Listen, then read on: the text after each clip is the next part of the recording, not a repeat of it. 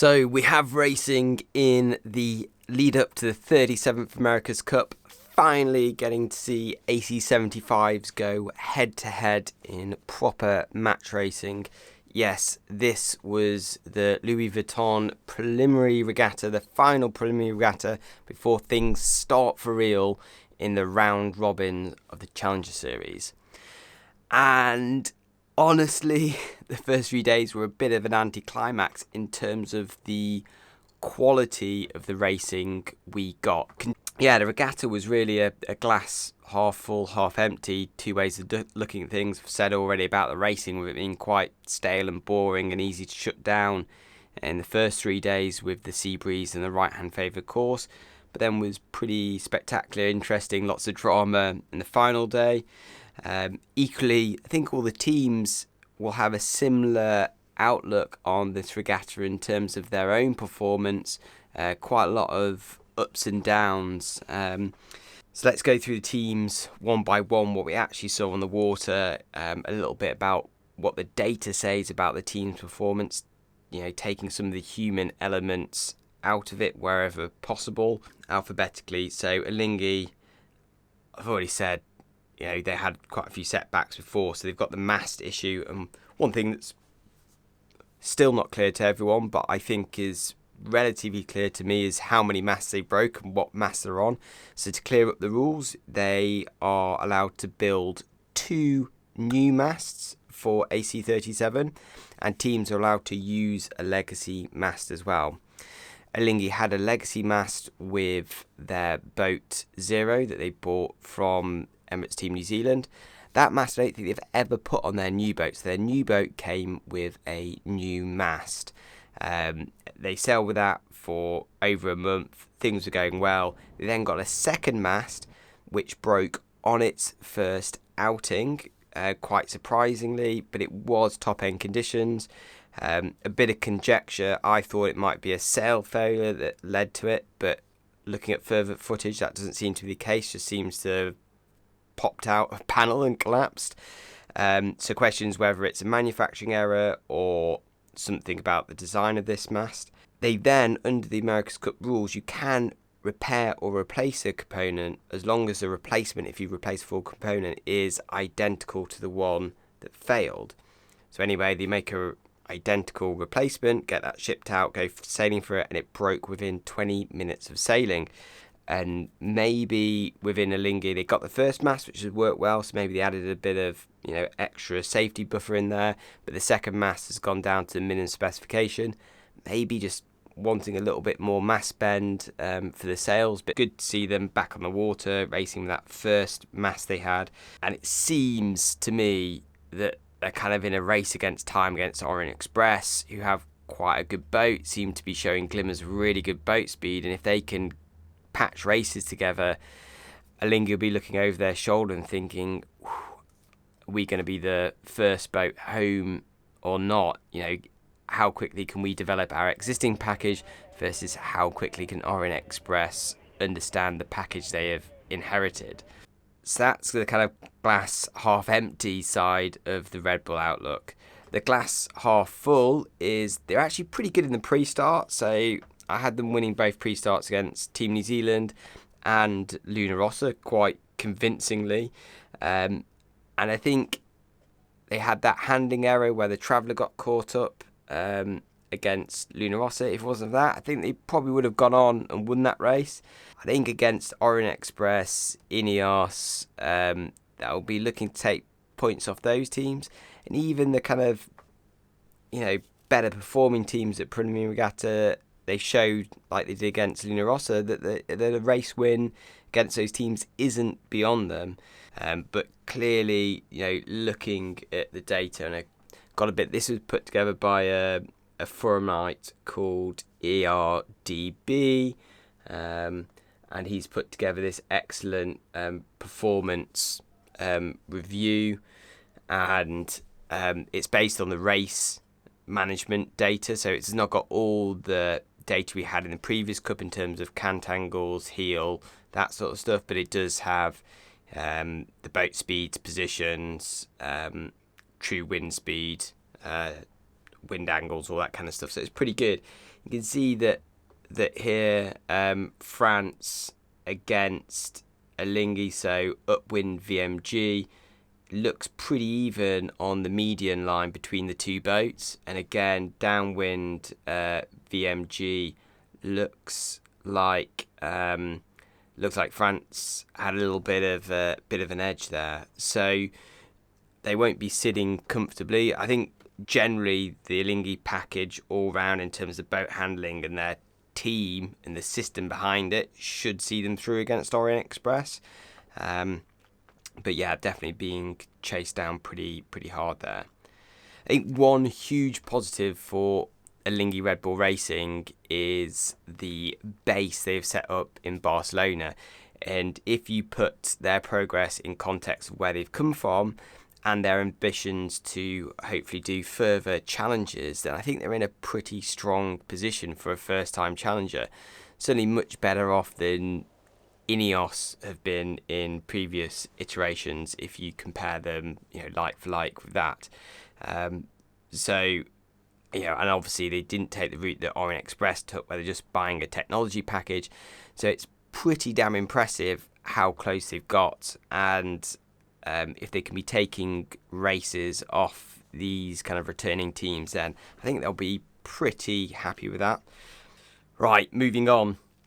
American Magic, I think on the glass half empty front, you'd have to say they didn't really win a pre-start against a top team, and the races they did win, if you look at how they won them, well, they won against INEOS, but that was with a big righty at the top of the course, and they were kind of a bit fortuitous just how the tacks laid, that they were going top right when it came in top right, and I don't know, I think the right hand side of the course was favoured. INEOS got over to the right earlier but didn't quite get into that pressure, and then just kind of bouncing between the boundaries. And after that point, if you look at the race data, GBR versus USA, you'll see the upwind VMG, I mean, INEOS basically have a faster mode, but not a higher mode. I think that's why INEOS got burnt off the hip, off the start, and had to tack out earlier. But in terms of upwind VMG, very close with INEOS. Downwind VMG, INEOS seemed to be a fraction clicker on the medium. So this is just filtered to straight line, top work by ERDB on pulling this together. So, yeah, again, kind of won it on that shift at the top of the course, and then it was a fairly one-sided course after that, so could dominate the right-hand side and lead. Very hard race for someone to come back in after that. And again, their race win against Team New Zealand, a bit fortuitous in that, I don't know, maybe they did win that start fairly even, but I think Team New Zealand were going for the right, which was a wrong call, got out of phase early. Magic got that one shift and then shut the race down from there. Credit to them, that race on the last day is a harder conditions to shut a race in just because of the boat handling pressures, which they had very nice looking boat handling, I must say, on that wavy day. And secondly, they played the shifts, stayed in phase really nice, and Team New Zealand only managed to take a few seconds out of them on the final downwind, and maybe Magic were taking their foot off the acceleration by then. But looking at the data from that race, again, they weren't the faster boat. Most of that lead came from that first shift and then kind of locking the race down rather than a speed advantage. So the glass half empty of me will say, yeah, they've not really got a, speed wise, they're maybe more in a ballpark with INEOS than they are in a ballpark with Rossa and Team New Zealand. However, on the glass half full side, you'd say they comfortably beat Team New Zealand. They showed they were, could produce the goods when it mattered. They beat INEOS pretty comfortably as well. And if it wasn't for the shutdown against Orient Express, then they'd probably be level on points with Rossa. A bit of a sloppy pre-start against Rossa from Magic. So, yeah, they'll be feeling I think glass half full, they'll be looking at saying, yeah, we've got a right to say that we're the leading challenger potentially, and would look at an iron position in the match. And if they get there, I don't think there's a huge amount separating the top challengers from Team New Zealand, and we'll get onto that in a little bit. In fact, next we'll get onto that next, because Team New Zealand are the next in my list. So on the glass half empty side, Team New Zealand looking at the preliminary regatta, you'll say, well, they lost to Magic. They were outpaced by Luna Rossa. Looking at the data, if I just pick up New Zealand versus Italy, upwind VMG, they were better, but downwind VMG, Luna Rossa were a lot better there. So, yeah, potentially outpaced by Luna Rossa, who wouldn't just die in that race. They really struggled to put that to bed, and it was only a couple of, I think the umpire calls were right, but 50-50 umpire calls that kind of went against Luna Rossa that Team New Zealand still won. INEOS was a bit of a no race. Orient Express was a bit of a no race. So they only really beat Alinghi, like convincingly beat Alinghi, or demonstrated a massive speed advantage against Alinghi. All that said, they won the regatta. So if you can win ugly without a boat speed advantage, especially considering their program is about a month behind the other teams in terms of when they have to be really race sharp, and there's rumours that they're still racing with legacy sail, like retailored but legacy sail skins, so when they bring on their new sails should be a jump ahead, and they're still using very asymmetric foil package. So the rules are they've got 3 foil wings, which should be made from the same blueprint, but they can deviate by 20% from that blueprint. And looking at these images on the screen now, you can see that the starboard foil is a lot smaller, but has a longer bulb. And I think this is because they've made their foils in quite a modular way to allow them to change the areas of them. Team New Zealand have won the teams along with Alinghi with a continuous top surface, so when they replace their foil flaps, they'll probably be replacing that whole top surface as well, so changing the whole area of the foil.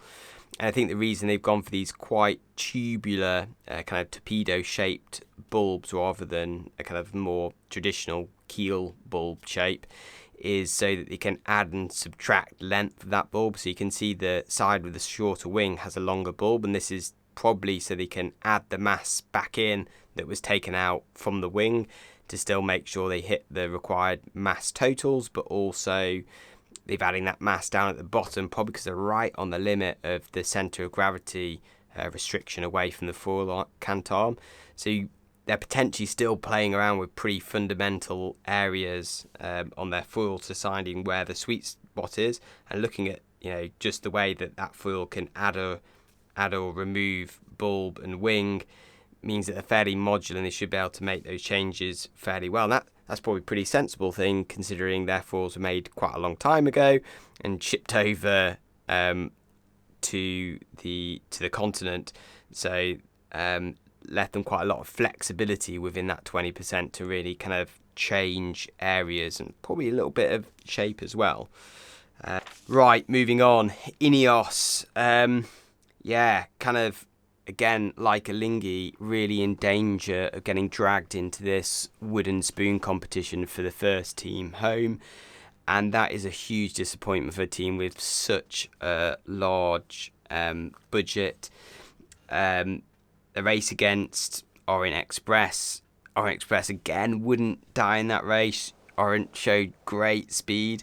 In INEOS, if they can't find something extra and Orient Express could get the reliability up there to match INEOS or Alinghi, then these teams, we might be seeing a 3-way battle for the wooden spoon, which will be really interesting and will add kind of an extra dilemma to these round robins. So yeah, a disappointing regatta for them in terms of wins. Only real kind of convincing win was against Alinghi. The Orient Express one still had errors in it, and talking of mistakes, again, that Dylan, the new helmsman, made a few mistakes stepping into the boat. going through the regatta. I think the first one was jibing inside Emirates Team New Zealand, so they entered first. They made a point of doing this 360 so that they are then the following boat, so it's kind of like a reverse manoeuvre, and they can then chase Team New Zealand, and that's a strong position to be in on a right favoured course where you want to try and push the other boat down to the port end of the line so you can start on the right hip, potentially split tacks over to the right. So they did this 360, got chasing Team New Zealand, but there seemed to be some sort of communication error, and when Team New Zealand turned back from the boundary, Dylan turned inside rather than following the turn of Team New Zealand. Ben seemed to be a bit surprised that had happened on the comms, and then they were ad-libbing from there, got a bit of freestyle. Ben took the double tack, decision to the double tack up to kind of gauge off and still maintain the kind of right-hand side of the line. But Team New Zealand followed them with two really great low-speed tacks, and actually in the data between these two teams, so these are the speeds and the tacks. You can see Team New Zealand red are able to kind of go through these tacks and hold the speeds, whereas INEOS actually enter the two tack at higher speed but lose it really quick and then drop off the foil, whereas Team New Zealand enter the double tack at a lower speed but are able just to glide through these two tacks a lot better, dropping down. I think Team New Zealand, if I budge on a little bit, do drop kind of like well below 20 knots but still stay on the foil, whereas INEOS get, they're looking to get into low 20s and they're dropping off the foils on those tacks. So I think part of the issue with tacking that boat with a long skeg, if you hit that skeg, and INEOS we now have small foils as well, so really struggling with those down speed manoeuvres, which we also saw against Orient Express. Again, another Dylan mistake, doing the tack onto the line, just putting the bowsprit over. To fair to INEOS, they've been forced over into the light wind corner at the start, had to tack around because they were scared they couldn't jibe and stay on the foil. Interesting that tacks are easier to say foiling on than jibes. And they were coming back across the line, just a miscalculation there, so another mistake. And then the final mistake from Dylan was an early entry against Luna Rossa, where they otherwise did a pretty good job in the pre-start. Hard to tell if Luna Rossa knew INEOS had the starting early entry penalty and were just backing off anyway. But anyway, INEOS did get a better start against Luna Rossa, but then had the penalty. So a few mistakes from Dylan on his first outing. And again, I covered the other negative point. Slow speed manoeuvres, they do look a little bit at risk in the pre-start. Through them, other teams, especially Orient Express and Team New Zealand, look pretty comfortable even in the high teens of boat speed getting through manoeuvres, whereas it's kind of like 3-4 knots higher for INEOS. But on the glass half full side for INEOS, I would say they are good downwind. If we look at them, there's basically no team that are really faster than them downwind looking at the data. Upwind VMGs, New Zealand are better, but downwind VMGs, INEOS are quicker. It seemed quicker against most teams, so that's really encouraging. And it's encouraging because there is performance in that platform. And obviously, you've got something that's performing downwind, and at least once you've got that area working well, you can limit your focus elsewhere, and you can also make compromises. Okay, do we compromise a bit of downwind speed for something else? So that does bode well that it's not just a lack of performance across the board. They do have elements of pace, undeniably. I already said in the bit with American Magic, they actually seem to be matching Magic upwind and quicker downwind, so again, they'll be feeling good. Probably Luna Rossa a little bit quicker up and down at the moment. And then going back to Dylan's errors, I'd say, to be fair to him, most of those errors were just a bit of over-eagerness rather than a kind of ability issue. I wouldn't be looking at them thinking, oh, is this the right person? Probably quite a lot was made about the swap out of Giles for Dylan. I don't think that's as controversial or as surprising as, most people might think. Giles has moved over to Sail GP. He's got the helm there. Giles is also the sailing team manager, so he probably been quite involved in this decision. And I think the comms between Ben and Dylan were pretty good. You can tell Dylan's come from a two-man boat background. The communication generally was really good. Just seemed a few of the areas just a little bit over eagerness and a little bit of greenness versus Team New Zealand in terms of that turn in. But there's potential there to form quite a good partnership, I think. Much improvement to drastically get better results. I think they were a little bit, the way they lost those races, they fell behind on a course which was very hard to overcome on, and you can see in the data it's kind of as much about them getting locked out from the right hand side of the course and the good shifts which causes them to drop back rather than raw speed. Yeah, sure, they've not got the speed to pull through, but if they'd got ahead and hadn't made some of these kind of silly mistakes in the pre-start or with boundaries, then we could have had a very different impression of INEOS from the Preliminary Regatta. Not much would have had to have changed.